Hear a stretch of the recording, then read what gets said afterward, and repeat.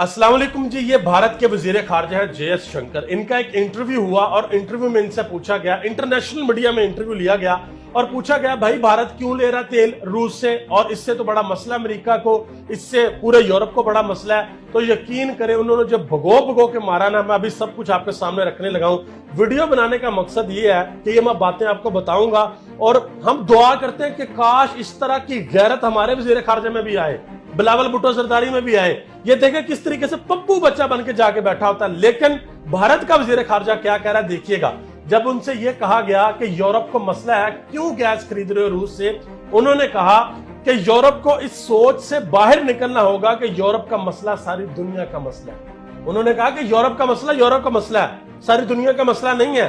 फिर उन्होंने कहा कि इस सोच से बाहर निकलो, लेकिन जो तुम्हारा मसला, तुम ये समझते हो कि सारी दुनिया का मसला है, लेकिन जो सारी दुनिया का मसला है उसको यूरोप अपना मसला नहीं समझता। उसके बाद उन्होंने उनसे पूछा गया कि भारत जो है वो इतनी बड़ी मकदार में रूस से तेल क्यों खरीद रहा है। उन्होंने कहा कि JS शंकर ने जवाब दिया कि मैं इस बहस में नहीं पढ़ना चाहता।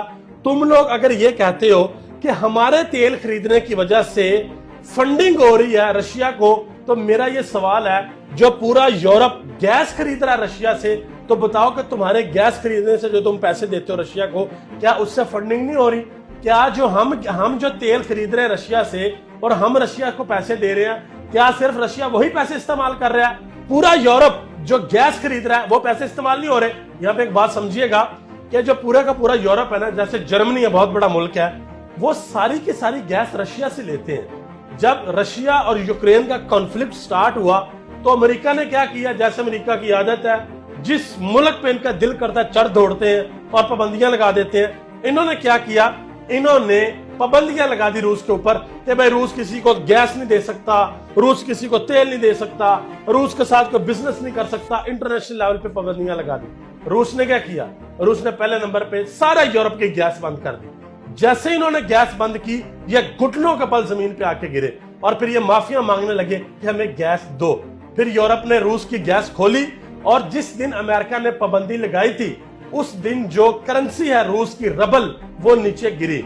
लेकिन जिस दिन रूस ने खड़े होने का फैसला कर लिया, जिस दिन रूस ने यह फैसला कर लिया कि अब हम इनको नहीं छोड़ेंगे, फिर उसके बाद उन्होंने गैस बंद की और फिर अपनी मर्जी के रेट से रूस अब गैस उनको दे रहा है। और अब जो है रूस की करेंसी भी वो पहले से बहुत ऊपर आ गई है।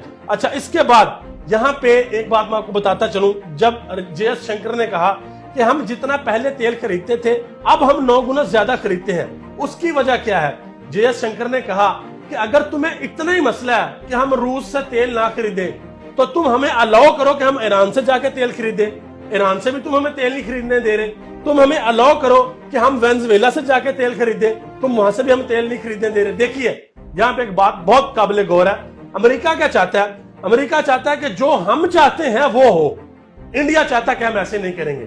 इंडिया के वजीर खारजा ने कहा कि ऐसा हम नहीं करेंगे। उसने कहा कि हम दुनिया का 5वां हिस्सा हैं, हम दुनिया की 6ठी बड़ी मईशत हैं और इंडिया वही करेगा जो इंडिया के हक में है और इंडिया की आवाम के हक में है। और यही बात है, आपने अक्सर देखा होगा कि पाकिस्तान के ex prime minister Imran Khan, वो भी बड़ी तारीफ करते हैं इंडिया की, कि इंडिया की जो खारजा पॉलिसी है वो आजाद खारजा पॉलिसी है, इंडिया किसी के नीचे नहीं लगा हुआ। जब बार बार उनसे सवाल हुआ कि जी आपको तेल नहीं लेना चाहिए, वो पैसे इस्तेमाल करते हैं, तो उन्होंने कहा कि ठीक है, तुम ईरानी तेल को मंडियों में आने की इजाजत दे दो, हम ईरान का तेल खरीद लेंगे। फिर उन्होंने कहा कि तुम वेनेजुएला का जो तेल है उसको मार्केट में आने दो, हम उसको खरीद लेंगे। और उन्होंने कहा कि मेरा ये सारी बातें कहने का मतलब ये है, JS शंकर ने कहा कि हमारे पास मंडियों में जो तेल है ना, वो तुम लोगों ने निचोड़ लिया हुआ।